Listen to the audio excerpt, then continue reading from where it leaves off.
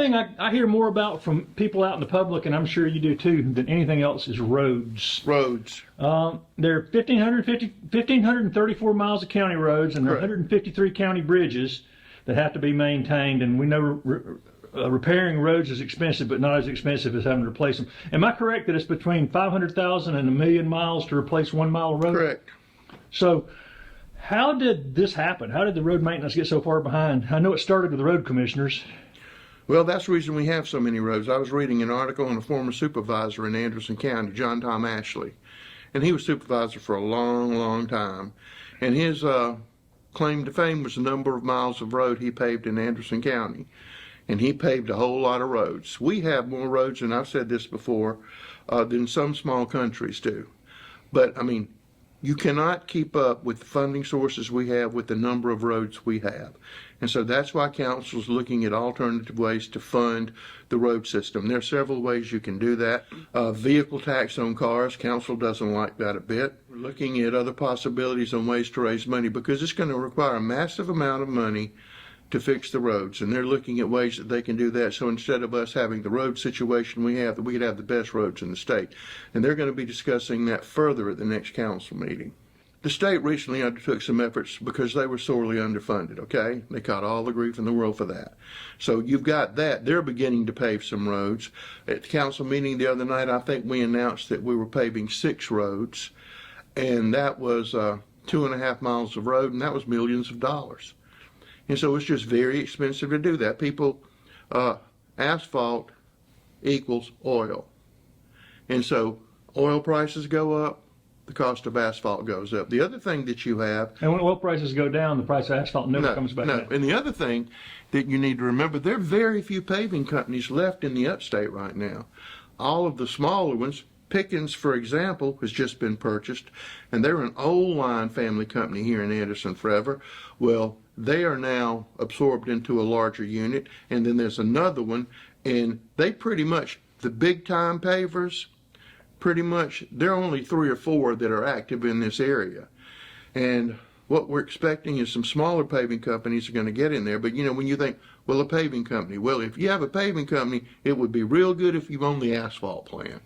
And that keeps a lot of people out of it. But we've also allowed smaller companies to come in by changing some of the rules that council had in place to give them more of an opportunity on smaller jobs, trying to keep the cost down, trying to get a competitive bidding situation. So that's where we are on that. At the next council meeting, we're going to be talking about a road study that we're doing. And what that is we're going to document the condition of every road in Anderson County. We've done parts of the county before, but this will be a comprehensive, this is where they are, this is where they are. Are they in perfect shape? Are they in this shape, this shape, this shape? And then try to put a dollar number on how much it would cost to bring them up. And so we're engaged in that right now. More at the next council meeting from council when we explain that in detail. But that has to be done so you'll have a benchmark of where to go. That's a massive undertaking. Well, it is a massive undertaking. When I was here a long, long time ago in a land far away, we did the first road study in Anderson County. We actually put people on every road in Anderson County to determine, A, where they were, and A, so we could do 911 mapping and all of those things. And so it's time for another mega road study to tell us where we are, what we need to do, and have some priority on it. Is this road fixing to lapse into the situation where you might as well just dig it up? This road, can you do just a little tender loving care and it'll last another 20 years? That's what this study will be looking at. And the growth in industry and manufacturing has brought a lot of big trucks. Is that part of the... Well, it's big trucks, but it's also more people. More people, more wear and tear on the roads, big trucks on the roads. Yes, all of that contributes to the situation. But you go to cross the line into North Carolina and you instantly see nice roads. Georgia is about the same situation. We, the state, the county, and you know, all the roads in the cities belong to the cities, not the county. So it has a little C on the side. If it has a C on that, it means the county. If it has a P on it, it's a private road.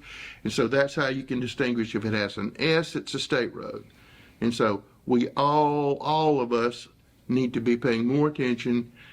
We already pay attention because we hear about it every day, but find a method to address it that will fix it once and for all. Why are North Carolina roads so much better? They put more money in it. Georgia does the same thing. They put more money in roads. That's it. Is that an economic recruitment issue? Do they come in and look at the roads as part of their?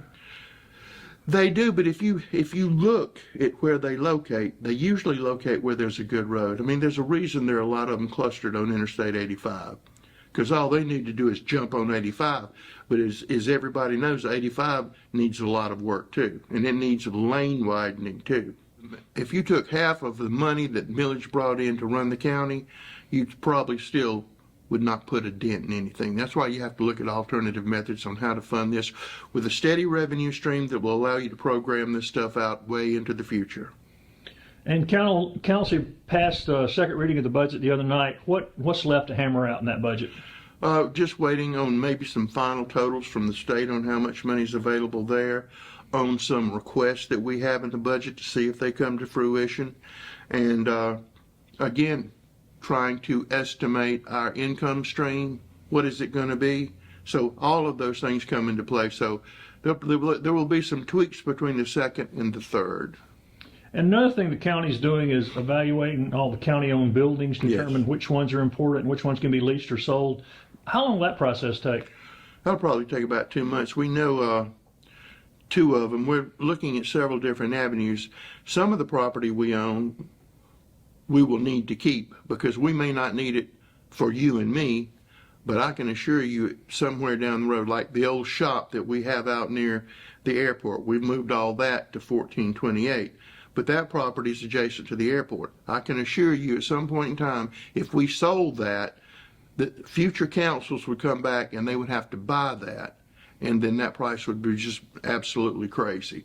So some things we don't need, some things we've consolidated, but some things we need to put back on the tax books. You mentioned a minute ago, Anderson County has the longest stretch of I-85, and the exits along it are growing. Council approved tax incentives for new spec building at exit 32 the other night. Mm-hmm. Any details on that project? Well, I mean, we have some spec buildings, but people need to understand, in the case in point this week, okay, we have a spec building built by Hunt Midwest, which you really can't see from 81. It's back behind, kind of near Bosch. You can see it from the interstate. So we have a spec building over there. This week, we had two separate companies looking to go in that building. And why are they looking to go in that building? It's the building's already there. They can begin production almost immediately because there is a building that's already up. And so when they built it, did they know those two companies were coming? No, but they were here this week. As a matter of fact, they were here yesterday. And so those spec buildings, some people say, well, they're nothing but distribution. True, some of them are, but a lot of them are spec for an industry to go in there and begin operations. The spec building up on 85, which you see the Ryobi sign when you're going towards Greenville, that was a spec building, and then Ryobi needed the space, so they bought it. So spec buildings are a good thing, and we need them, and it helps us attract industry. And the one you mentioned earlier, the infrastructure's already there for it. Water, It's already there, sewer, roads. but I mean, as little as 11 years ago, we had no spec buildings, so the county took it upon themselves. This council said, well, we're going to build a spec building to attract industry. Well, before we could get it, even break ground, somebody came in and said, we'll buy that land from you and we'll put up a building. There's an industry there today. Then we bought the property for Arthrex, and we were going to turn it into an industrial park, and the way the negotiations worked out, they said, well, we're kind of concerned about our neighbors. And we said, well, you can buy it all. And they said, okay, we will. So in both cases, we got our money back and a whole lot more. But when you have a building, if you don't have a building, nobody's coming to see you. If you've got a building, you can get them in. They may not like that building, but they're in your county, and they may say, well, I like that location over there. We'll just build a building. But also remember now, because we have 1428, the old Singer plant / Ryobi plant, we have a place for companies to come in, set up operations, begin training, and then while they're building their building, they're getting ready. So when the building's up, they just leave 1428, boom, go into production immediately. Something we didn't have in the past. And sort of as a sidebar, you mentioned the one on 81, the Hunt is the Kansas City chief, Lamar Hunt family, right? Yes, and it is a family-owned enterprise. Council also approved REWA expansion of water and sewer at exit 27. Other than that Ryobi building, what else is planned around that exit? We have a lot of activity up on that land up there, and a lot of that land is coming up for sale. And so we expect a whole lot of activity in that area, but a lot of people are selling out, and so we expect more buildings up there. That's exactly what we expect. How about updates on exits 14 and 11? I know that sewer and water and stuff still being constructed, right? The sewer line's there. We can't get pumps. We've ordered pumps 14 months ago. We can't get pumps. Nobody else in the United States can get pumps. There's just a huge backlog. As soon as those pumps come in, we light it up and it's ready to go, and it will blow up. I promise you that. We already know who's going there and when they want to get there, but we're just still waiting on those pumps. And that's just a national problem. It's a national problem. Speaking of the interstate, any update on the idea of a proposed Buc-ee's at Liberty Highway exit? Yes, we found another funding source. I spoke with them this week. Everything seems to be still heading in the right direction. That's a major project and redo that exit, right? Well, it needed to be done before Buc-ee's was there. When Buc-ee's gets there, it's going to be neat, and it still needs to be done. So Buc-ee's, by putting the money in they're putting into the project, is helping us move this process along, and it also moves it higher on the state list. Because it was so far down on the state list, you and I and our children, our grandchildren might get to see it. So it's helped in a lot of ways. Let's talk about parks and events and the growth there, and let's start with the Civic Center. Celebrate Anderson is less than 100 days away. Anything special about the event this year? Well, what we're working with the Cancer Association of Anderson, which, as you know, any money you give to the Cancer Association of Anderson stays in Anderson County. And as you also know, they're trying to build a building right beside their existing facility. So they're going to bring their balloon event to the Civic Center. So we're going to have activities, instead of just that Sunday, we're going to have activity Friday, Saturday, and Sunday. So it's going to be a full weekend of activities. So we're really looking forward to that. Any other events scheduled? Amphitheater, I know the fundraiser with Darren Trucker concert, yes, and we have other concerts, but again, we're waiting for the contract and the performers contract to allow us to announce when they're coming. But yes, we have more coming. Anderson Cricket Club has added another pitch up on Balloon Hill, and they're hosting the Upstate Tournament Saturday. What kind of feedback have you had from the community about the Cricket Club? I think a lot of people are enjoying it. A lot of people like to go out there and watch it. I know a lot of members of the Indian community are very passionate about it, and we hope to continue improvements out there to make it even better. And they're bringing in teams from out, that aren't here in Anderson. It's really helping us. I wish we were the cricket capital of the Southeast. I think that would be awesome. You're talking about the second most popular sport in the world. It's cricket. People don't realize that. And they've had some Americans go up there and said, hey, we want to play too. So I think that's pretty good. And it's kind of a festival-like atmosphere, those things. It's not just a bunch of guys hitting with a... Yeah, and it's a big family activity, and everybody seems to have a really good time. And the Greater Anderson Fair just left. Have you had any indication on how well that went if you talked to them? Talked to them yesterday. They were pleased with it. They're going to institute some changes for security purposes. Talked with Mr. Drew yesterday, and they're going to restrict the age you can get in. It started at 5 o'clock now, so they're going to probably make it an all-day thing. And some other things that they're looking to do because they want to have a safe, clean family fair. So they're already doing research on how to make it even more friendly. And this, for the first time, they gave some grants to community agencies and groups, right? They gave $25,000. They gave a whole lot more than that, but that was the public thing where they gave $10,000 to the community for Celebrate Anderson, $5,000 to the Cancer Association, $5,000 to PAWS, and $5,000 to the Sheriff's Foundation. And we appreciated that. And we've gone without a fair for a while before they came in. How important is it that we have a fair here in the county? Well, all you have to do is go out there and look at the number of people who seem to enjoy it. We own it, and it's clean, it's in a nice location, and there's plenty of places to park. So we expect to grow and get bigger. It grew this year. It'll grow even more next year. And speaking of the Civic Center, any update on the Freddie Stowers Veterans Memorial Park? They have an event coming up. I'm not clear on what the date is, but they're having a big fundraiser, and it's going to actually be on the site of the Freddie Stowers Memorial area. So, but that's coming up, and they're in their fundraising mode right now. And now the walking track that we've talked about before looks like it's pretty much complete. They finished the bridges between Ann Meadow and 81 to the Civic Center. Is there going to be any kind of opening ceremony or official? I hope we have a big opening ceremony, and you will walk it from one end to the other and film every step of the way, and I think that would make a great television program. It's what I being think- used like crazy now. Well, it's being used like crazy. It's not even finished. But I think we need to do what I'd like to see is an annual race from one end to the other. I'd love to see that and activities like that. And I'd love to see that trail system continue to expand, and it will. The farmers market had spring market this year, and it's the biggest craft market. It looked as busy as their regular produce market. It was huge. And again, Sharon Nicometto gets all of the credit for that. And, at some point in time, we may outgrow that space. We're not there yet, but it's getting awfully cramped. And like you said, the vegetables aren't even in yet. These are the crafters. Back to the parks. One of the 3 new positions the county is proposing as a new employee for the parks and the parks department. Why is that so important? We run Green Pond. We run River Forks. We run Weldon Island. We run the Splash Pad. We run all of these parks. Dolly Cooper. Dolly Cooper, and we've been running it with 2 people. Last year we got 3. Now we'll have 4. And so the park system is growing. I mean, Rhythm on the River was a smashing success.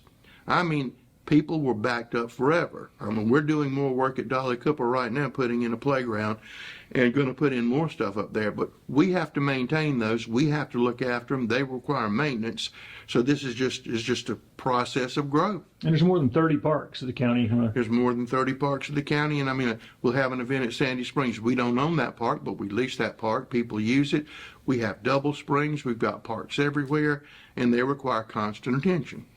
And speaking back to the Dolly Cooper thing, remind people what Dolly Cooper looked like 10 or 12 years ago. It looked like a dust bowl, a field.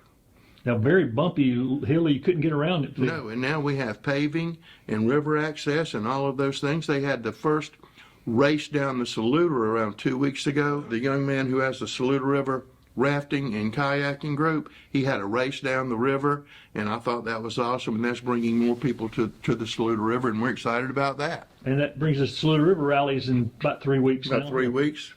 And it brings people from up and down the East Coast. Yes, it does. Are you going to kayak this year?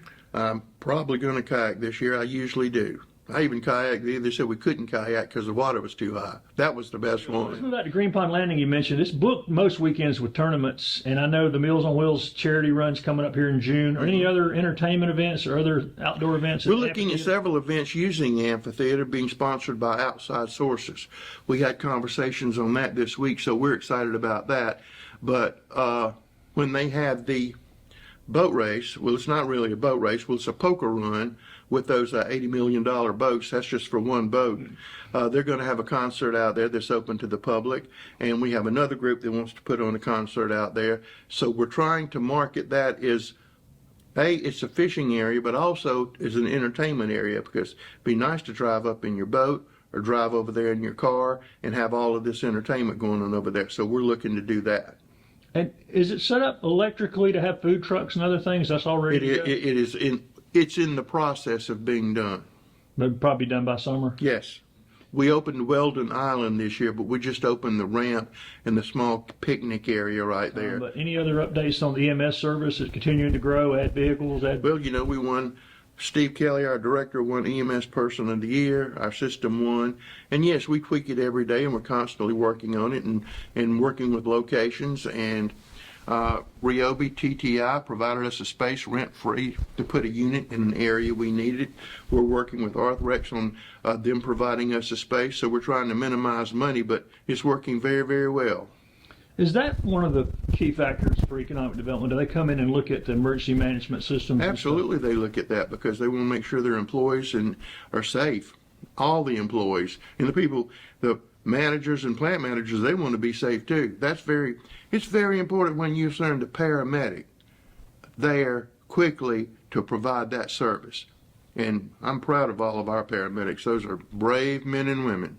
Well, there are a lot of chain restaurants and chain stores that are looking to come to Anderson. You also see that some of them are leaving, but that's capitalism. Some people do well, others not. And working on a couple of huge ones that people wouldn't think would come to Anderson. And we were doing that earlier in the day. So A lot of good things on the horizon for Anderson County and really for the region, because our goal is to make sure that Anderson County is the capital of our region. You think by June we'll be ready to announce some of those big? I'm hoping. I was on the phone just about 30 minutes ago and we were hammering out some final details. How about an update on the Equinox Mill cleanup? Everything's kind of at a standstill right there.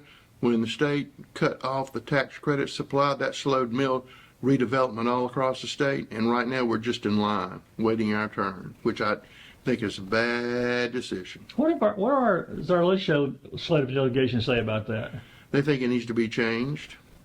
And are they working towards that? Or? Yes, Senator Gamble's working towards that. I can tell you that for sure. We discussed that yesterday. What they did was limit it, right? How many they would They do. limited it, but nobody's going to go clean up an old mill that is highly polluted, that has debris there, unless there's some financial incentive. It doesn't make business sense to do it.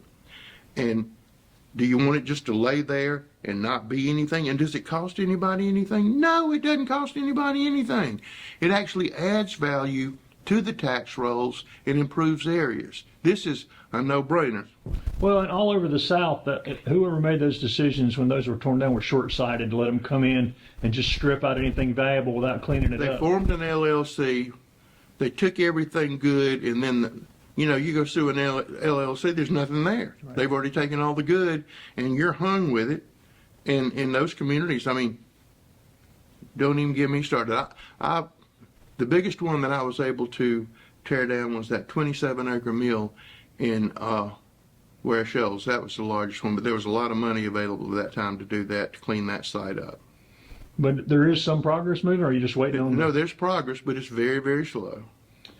The Elephant Pen Park seems to be getting a good bit of use. Yeah, we're proud of that, and we may have another surprise coming there that might enhance the park, but we're working on that with a local group, so we're hoping that comes to fruition. Long term, has anybody approached you about that space? No, not in a while, and I'm getting to where I don't want them to. You like the green space? Seems like a lot of people like that green space. Well, a lot of stuff could be done with that space if it's committed to being green, couldn't it? Yes. Are there any more updates on the county's partnership to provide broadband?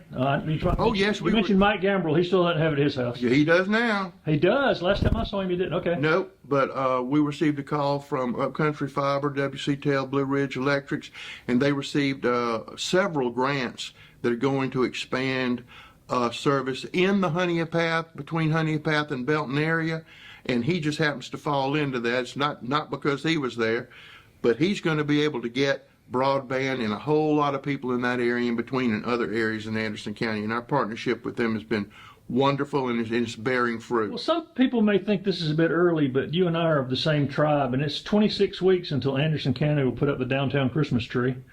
Has Santa's request for the taller tree been answered? Yes. Is it going to top out Yes. this year? 48 feet we're looking? It's not going to, that doesn't mean we're going to stop, but yes, it's going to grow. But Santa got his supply chain worked out? And Yes. I'm so tired of supply chains. We ordered a air conditioning system for the Civic Center a year ago. Supply chain issues. will it be here by Christmas? It better be here by Christmas. And we've got a lot of things, like we've got generators ordered for the Civic Center, because that is our emergency shelter for the whole upstate region.